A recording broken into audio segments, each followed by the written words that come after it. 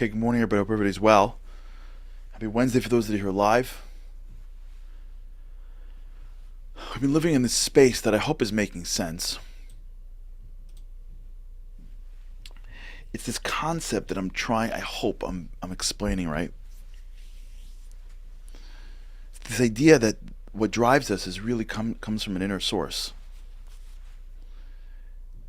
And if we end up taking the drive that's inside us, that's deeper, processing it through the lens of a physical need, going to the world looking for some physical impact and getting something physical, and that's it, we never feel fully satisfied. So let me give you an example. Let's use the easy ones. A person feels like they're not eating healthy enough. Okay? The desire to be in shape, I believe, comes from this inner desire, spiritual desire, to use the material world properly. If a person is not eating right, there's a spiritual piece to it. Food is a tool. Food has a lot of holiness to it, believe it or not. In fact, many spiritual leaders that I've seen, many Jewish leaders that I've read, speak about this idea that it's very hard to grow in spirituality if you have no control over what you eat. Right? Food is a tool. It's physical. It's just a tool. It should be there to create the fuel that you need to accomplish your goals in life. That's in the ideal how you would look at it. I don't eat food because I need to take the pleasure out of food. I get pleasure out of food, wonderful, but my goal is to accomplish. My goal is to do something. My goal is to become something. And the way I become something is I need fuel to get through it, and I use food to do that. So if you think about it, the feeling that someone would get, the resolution that would be made on food-related things comes from a deeper spiritual place where your body, right, your soul is saying you could be more than this. You could be healthier. You can look better. You can do more. Come on, it's food. You're a human being, man. Come on. Okay. That inner desire to use the physical world properly gets manifested in someone's mind, and they go into, I gotta look great. So that is a very physical manifestation of a spiritual need. The spiritual need of taking mastery over the physical world so that you can fulfill spiritual, deeper needs gets translated in someone's mind as, I want to look great. You see how the inner spiritual need to control food, when you translate it into somebody who's more material, says, yeah, I want to look great. Okay. So they go out and work out and eat healthy, and they don't really eat healthy. They just do some crazy diet and take some shortcuts and whatever. Or they do it right, who cares? But the goal is that their goal is looking good. But then they put on their outfit and they look good. Or better. And they go out into the world and somebody says, you look amazing. With me still? Okay. Now, they feel that they did it for this reason, right? That feeling they had 6 months earlier when they looked at themselves and said, I gotta look better. And they went out and did all the work. That feeling that they had was, I'm going to get to a place where I look good. And I look so good that someone's going to tell me I look good. It's not just I'm going to feel good. Or they feel good. They see it in themselves, let's say. That's a very physical impact. They're judging work based on a physical impact, someone else's opinion. Or their opinion of themselves vis-a-vis how you look to the rest of the world. Or they were once an athlete and now they get to remember the good old days. Or whatever. Like the idea that there's some physical impact that's going to happen to them when they achieve their goals. And so they do, and they achieve it. And you know what happens after that? It's not so great afterwards. All right. They go to bed at night and they're the same person. They don't feel fully satisfied. They feel better about themselves, but not like fully satisfied. So the next day, and the next day, and the next day. So what ends up happening now is the body starts to adjust to the physical impact. Now, the way it works is that, like we said earlier with the flowers, or whatever my buddy bought his wife, whenever your brain orients against something, it stops becoming interesting to it. So at some point, the physical impact that you have, which was losing weight and looking good, it stops working because the people around you aren't as interesting. So you may take it to Instagram after that and start posting stuff so that more people comment on you. Or you may push it further. Or it may be athletics. So you may not run 5 miles, but you run 20 miles. Whatever the thing is, you need to feed the physical beast, because the physical mind, the material mind, never gets satisfied with just a physical input. And then at some point, that gets boring. And then once that gets boring, there's nothing deeper than that. And when there's nothing deeper than that, either it's habituated, so it's your life, which is fine, or you slide back because it's not delivering for you what you hoped it would deliver for you, and it's not worth it. It's not worth passing up on dessert every single time for nothing. You see, what happened along the way was that the person was looking for the physical impact, and that as the goal of the action.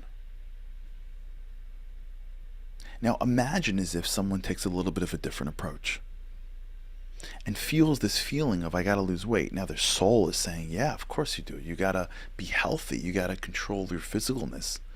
And they use it, I gotta look great. Okay, they're physical. But as they're working to look great, what they're hoping for is not that someone else says you look great. What they're working on is the action. And they're delving into, why do I eat this way for? What's my relationship to food?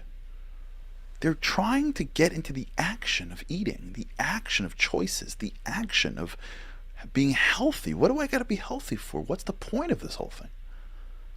They're not thinking, when I'm done, someone will say you look great. They're not even thinking, when I'm done, I'm going to run 5 extra miles. They're not thinking, when I'm done, I'm going to be like I was when I was 18. They're thinking, how do I get better at this thing called controlling food? Yeah, I'm sure people will think I look great, and there's pleasure in that. And why shouldn't you enjoy pleasure? And it's walking in, and it's someone thinks, great. It's pleasure in getting physically rewarded. But you're delving into why you're doing this for, and how do I do it better? And if you do that long enough, what ends up happening is, if you think this through, it starts with your soul, the deeper meaning, a real purpose. It floats up to the physical mind, and it gets manifested as a desire for more physical, in this case, more attention. But what happens is as the brain stops going, yeah, I'm going to get attention, but looks inward and says, forget the attention. Let's just worry about the mitzvah, goreret mitzvah, the good deed, if you will, not eating this thing, leads to me being better at not eating this thing, because my brain gets better at it. It gets easier for me. My brain orients around it. I'm thinking about it more. I'm more mindful of what I eat. Now I feel like I have more control than I ever had before, so that I can look into what foods make sense to me. What happens as you look inwards, you know where you go when you go inwards? You go in. So now your brain is free to go, well, why am I doing this in the first place for? Is there something deeper that's leading my action? Because what you're trying to do is you're trying to be great at the action. And so the action, delving into the action, will take you down from the surface of the action into the depth of the action. To ask basic existential action-related questions. Why does it matter what I eat? Why do I have to get on that treadmill? Why? And what you'll start to realize is that if all you care about is changing how you relate to food, and you stop worrying about the physical impact it'll have, you move the touch points from being a physical touch point, which doesn't necessarily satisfy you, to a metaphysical and a spiritual touch point. Oh, it's because, why do I have to be controlled by my food? Why do I want to not be healthy? Who cares how I look? I care more about how I feel.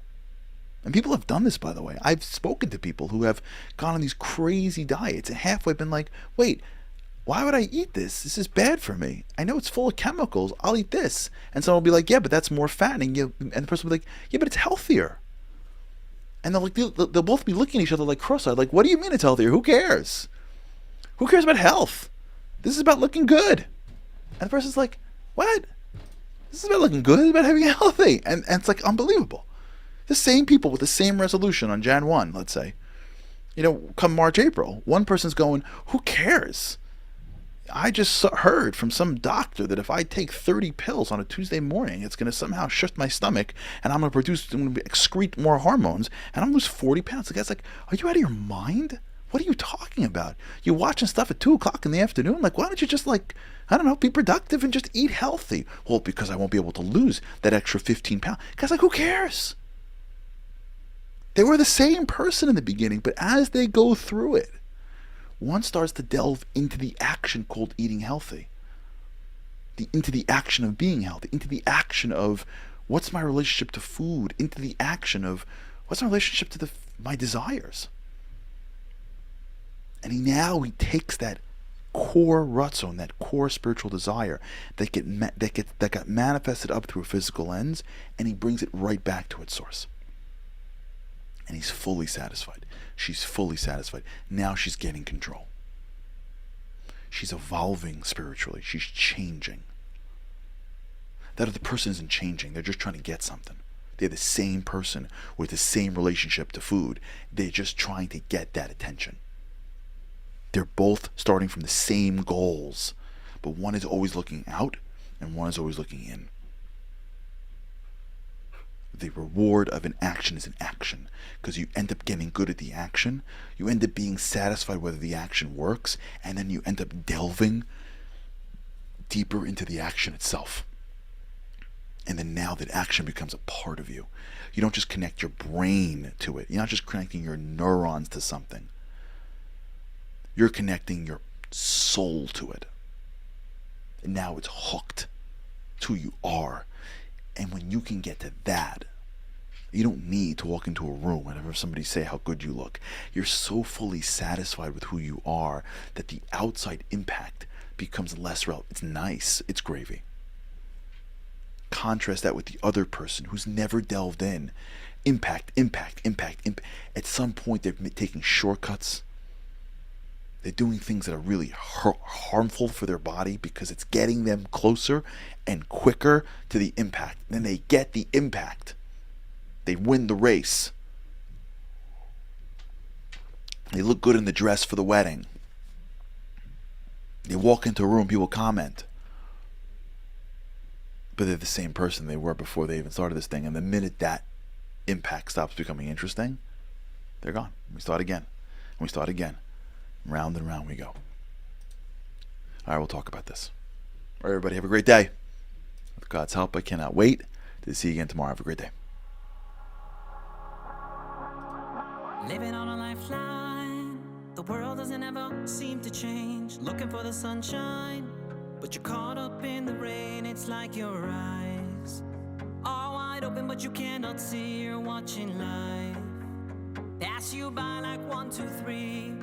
Walking in destruction, the winds of life blur your vision. All the devastation, forever feels like you're on the run. It's time, no one else can set you free. You're locked inside, and only you have got the key.